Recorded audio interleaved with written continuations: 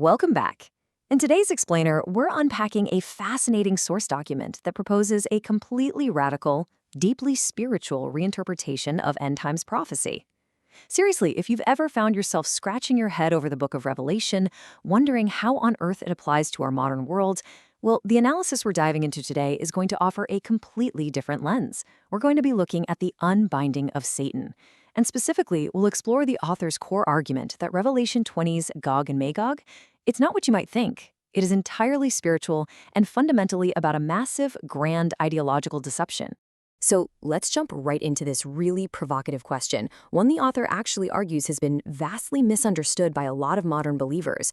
For decades now, so many people have been poring over maps, glued to the news, literally waiting for physical armies with physical weapons to just march right across the Middle East. But what if we're all looking in the totally wrong place? The source document makes the case that this hyper-focus on a physical war is actually blinding us to the real battle, a spiritual war of deception that honestly is already underway. Here's the roadmap for our explainer today. We'll start by looking at the spiritual key to Revelation 20, then we'll unpack the deception of dispensationalism, dive into Daniel 9 and Yahusha, redefine Gog and Magog as a deception, and finally, wrap up by comparing the striking parallels between the first and last centuries. All right, let's kick things off with Section 1, Revelation 20's spiritual key. Now, according to the source, to really grasp Revelation, you have to realize it's basically a summarizing flashback told from a heavenly perspective. You literally can't just read it like a chronological day-by-day news report. The text highlights a really crucial paradigm shift here. On the literal side of things, you've got this widely accepted expectation of a physical thousand-year reign and a heavy focus on a physical Israel. But on the flip side, the author presents a deeply symbolic spiritual interpretation. In this view, that 1,000 years, it isn't a literal calendar millennium at all. It actually symbolizes the entire New Testament era of grace. And that shifts the focus entirely from a physical nation to spiritual Israel, which means all believers in the Messiah. And this brings us to a quote from Isaiah that brilliantly illustrates the author's point. Biblical history actually moves in cycles. When the watchman was asked, "How far is the night?" his reply was, "The morning comes, and also the night."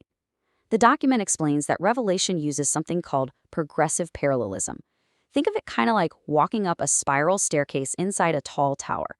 You keep passing windows, and you're looking out at the exact same landscape, but every time you look, you're at a higher, slightly different angle.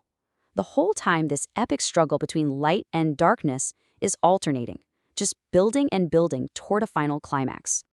Moving right along, let's get into Section 2, the deception of dispensationalism.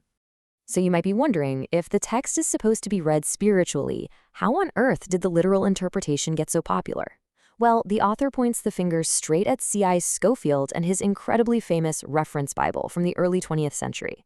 According to the source, Scofield inadvertently kicked off a massive ideological deception. How?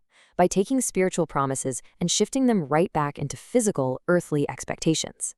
This perspective popularized the idea of a literal binding of Satan in an abyss, a physical earthly reign, and, crucially, it entirely separated the New Testament church from Israel. It basically created two completely different plans for two different peoples. And the author argues that this specific theological shift is what directly fostered modern Christian Zionism. The source doesn't mince words here. It firmly asserts that taking this literal cut-and-paste approach to prophetic timelines completely breaks scriptural integrity. I mean, think about it. To make the literal interpretation work, the author argues you basically have to chop up continuous prophecies, hit the pause button for thousands of years, and then paste the ending way off into our future. According to the document, this isn't just confusing. It's a dangerous reversal back to the physical realm. It's a territorial, backward way of looking at prophecy that completely misses the spiritual point. Okay, let's dive into Section 3, Daniel 9 and Yahusha. Now, all of this builds on Daniel's famous 490-year prophecy, specifically Daniel chapter 9, and more importantly, who that prophecy actually points to. The author demonstrates something really fascinating. The final 70th week of Daniel's timeline is entirely about Yahusha as the Messiah. It is absolutely not about a future physical Israel, and it's not about some future political antichrist. The timeline was meant to be continuous. Right there in the middle of that final 7-year period, the Messiah was crucified, which ratified the new covenant with his blood. You know, folks like Simeon, Anna, and John the Baptist, they knew this timeline. They were expecting the Messiah right then and there, not thousands of years in the future. And by moving away from that cut-and-paste gap theory we talked about, the text makes a massive claim. The new covenant has already been fully accomplished. To sit around waiting for a future physical temple or some future 70th week is, according to the source, to basically act as if the Messiah's final, perfect sacrifice was just some temporary plan B. And there's no way that's the case. Which brings us to a really pivotal part of our explainer, Section 4, Gog and Magog as deception. So if Gog and Magog aren't physical nations with physical tanks and guns, who or what are they exactly? This brings us to the absolute core of the document. The image of the hourglass perfectly captures this. It visually represents the end of those symbolic 1,000 years, that New Testament grace period where the gospel is proclaimed to the world. But the source has a major warning. This time of delay, it's running out. The decor is already being set. When the last grain of sand drops, that time of grace concludes, and Satan is released for one brief final period to deceive the nations. And according to the explainer, that is exactly what Gog and Magog is. It represents a profound spiritual deception. It's actually a universal title. Think of it kind of like the titles Pharaoh or Caesar. Gog is a title for the ultimate end-time spiritual enemy of spiritual Israel. This deception acts basically as Satan's puppet, and its entire design is to hijack the faith of believers from right inside the camp. So no, it's not an army marching with tanks. It's an army of false doctrines, misplaced hopes, and absolute deception. The author really emphasizes that this battle is entirely ideological. The whole goal of Gog and Magog is to trick believers into eating from the wrong tree, just exactly like the serpent did way back in Genesis. By convincing people to put their support behind political structures instead of spiritual realities, or to sit around waiting for a physical kingdom rather than embracing the spiritual one we already have, the enemy effectively neutralizes their faith. It's an inside job, really. It's an internal deception that walks around the Bible tucked right under its arm.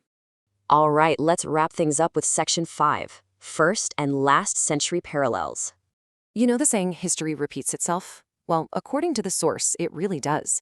Back at the end of the Old Testament physical era, in the 1st century, a very literal enemy, Rome, encircled and destroyed the old, literal, physical city of Jerusalem. Today, as we approach the end of the current era, the New Testament spiritual era, Satan's attack is very much the exact same strategy. It completely mimics the 1st century. But because we're living in a spiritual era now, the attack is an ideological deception that encircles the New Jerusalem, meaning the community of spiritual believers. And the author gives a really stark warning here. The stage is already set. The decor for this final act is already perfectly in place.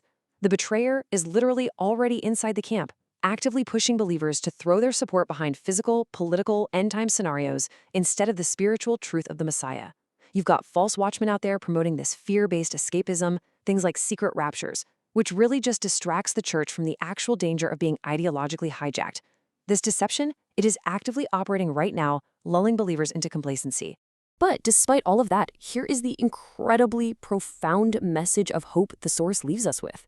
Yes, Satan desperately wants to uproot believers. He wants to rip them out and drag them all down with him into perdition. But he will absolutely not succeed ultimately. He's not going to win. While the first Adam obviously fell for the deception back in the garden, Satan is now dealing with the last Adam, the Messiah, and he has already won. The New Jerusalem is not going to burn down like the old physical one did. Ultimately, it is Satan and his massive web of deception that will be cast into the fire. Which leaves us with a really profound final thought to chew on today. As we navigate these totally complex times, you have to ask yourself, where is your focus? Are you constantly checking the headlines, waiting for some massive physical battle in the Middle East? Or are you actively preparing your spiritual discernment to stand firm against the ultimate ideological deception that's already sitting right there inside the camp? Thank you so much for joining me on this explainer today. Keep learning, keep asking those tough questions, and I'll see you next time.